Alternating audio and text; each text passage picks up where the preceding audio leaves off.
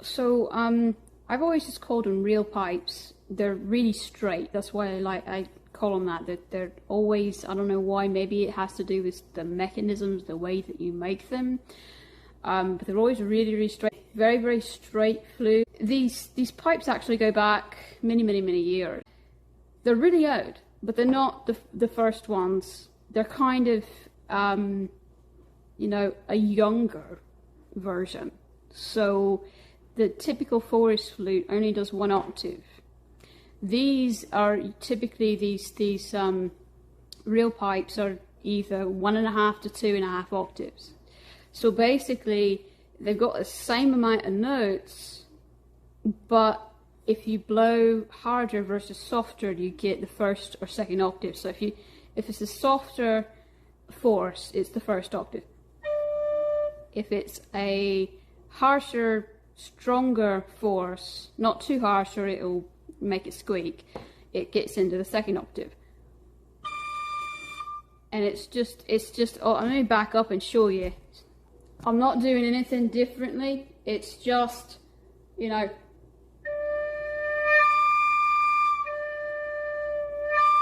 it's just the breath that's different. Now traditionally in olden times, you never cap something on like that. Let me just get to where you can see it. You never cap something separate onto that. There's actually significance to making it all one thing, one piece. So you see this one, it is all one piece. And traditionally the mouthpiece goes inside the circle, it never is raised up. But you know, for whatever reason nowadays, even forest flutes, it's raised up. This one is within the circle, and that also has some pagan significance to it that I don't have a lot of time to get into, but it does have significance. It doesn't mean that this is bad. It just means that this is the traditional way to do the mouthpiece. That's all it means.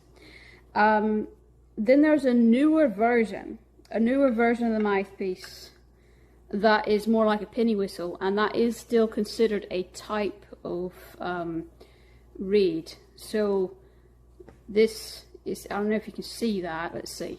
If you can see the slanting there.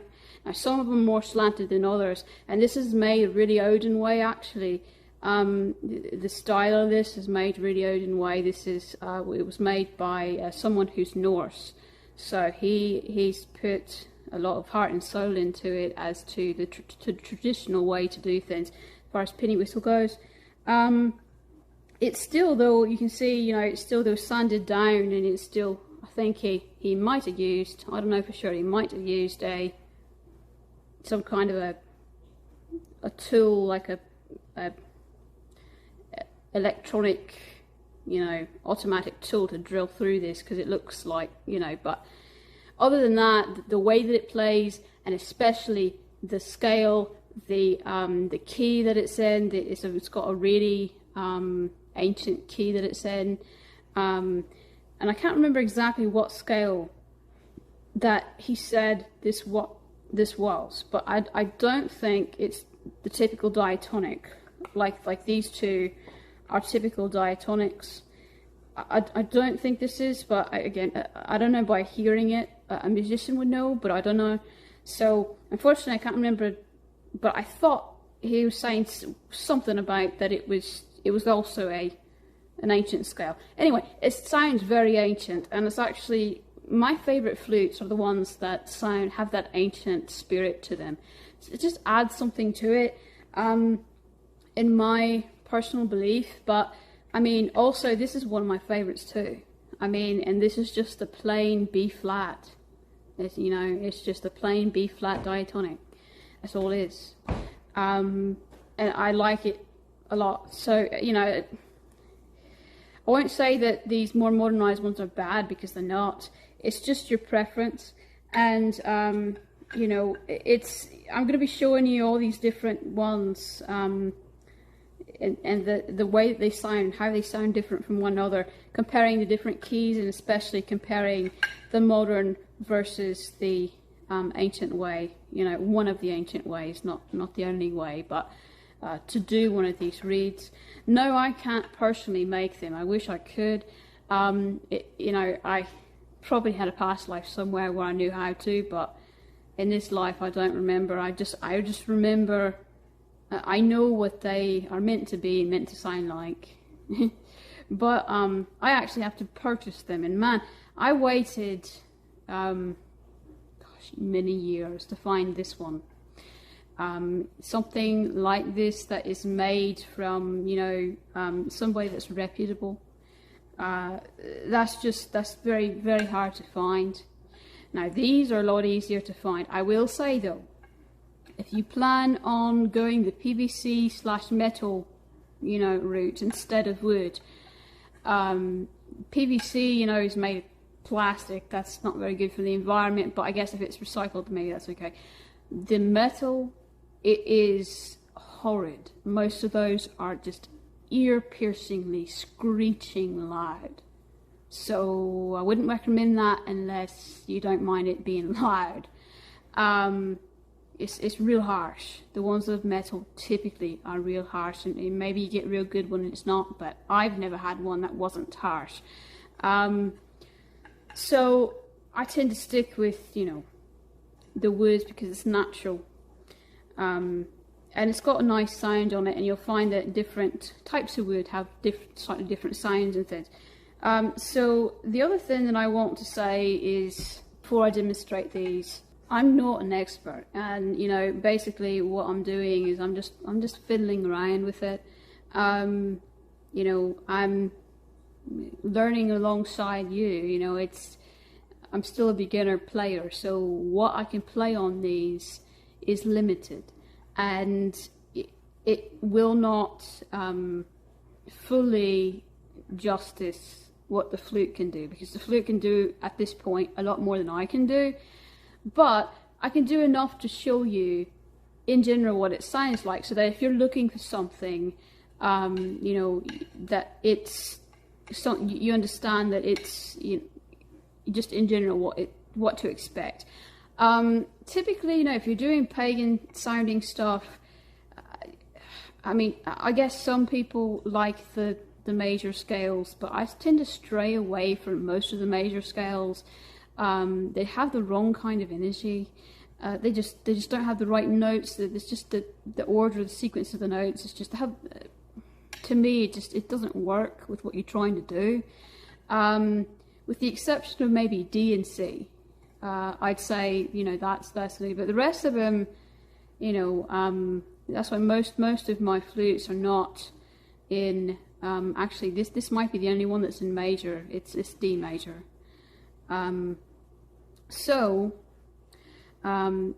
D major is very common too to find. This one's B flat, and this one is D sharp. And if you're wondering, B flat is the same as A sharp. D sharp is the same as E flat. So E is a pretty good key sometimes when it's E minor, but I don't know about E major. Anyway, moving on to what these sound like. Again, I'm just messing around. We'll do this first because it is the most common. It's really one of the most common reels that you can find, is that just diatonic D. I mean, that's what a lot of people use that. These two are technically shepherd's flutes because of the way that the mouthpiece is. This is technically a penny whistle because of the mouthpiece, the way that the mouthpiece is. So a lot of the terminology, if you're looking for the terminology, but really, all in all, they have very similar sounds, especially the ones that are made of wood. Now, if you're getting shepherd's flute, if you're getting a shepherd's flute that's not made of wood, then, you know, the penny whistle versus the shepherd's flute, the penny whistle is going to be really loud, and the shepherd's flute is said to be softer. It's a lot softer. That's why they call it a shepherd's flute in modern day, because it's said to kind of soothe the animals. It's this low-toned, soft, soothing sound instead of that loud sound. But this is a penny whistle, and it's not overbearing, you know, so it just depends on the flute.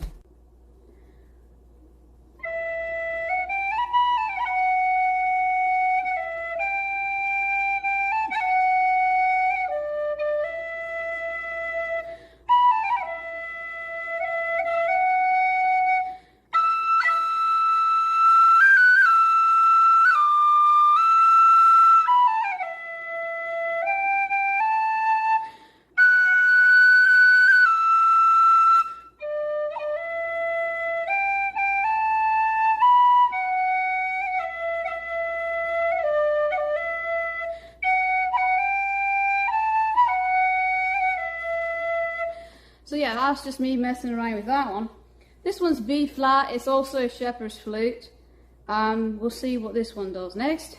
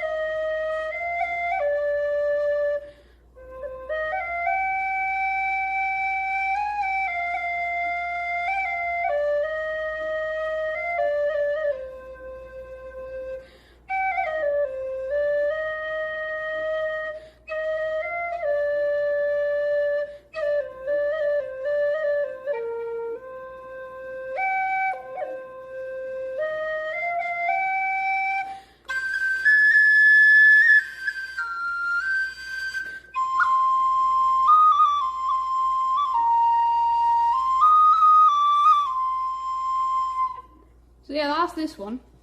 That one might actually have a total 3 octaves, I don't know. By that at the end. So you got the D sharp now. This one's really nice. All of them are really nice, but I won't lie, this is one of my favourites.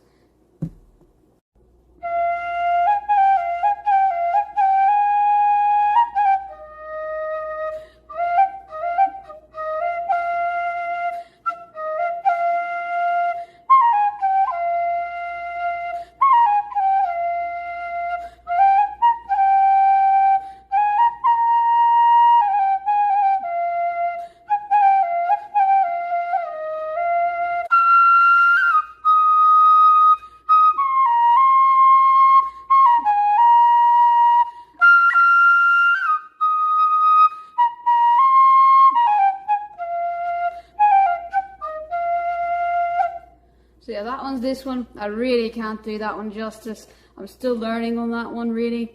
But that's the gist of it. The very last thing to keep in mind is that unless it's mass production like in a factory or something made of PVC, every flute has its own voice. And so yes, while that's generally what they sound like, each individual flute is going to have a different voice to it, and it depends a lot on the material, the flute maker, basically how it was made, and the key and scale that it's in. So keep all that in mind. But yeah, that's in general what these pipe reels sound like.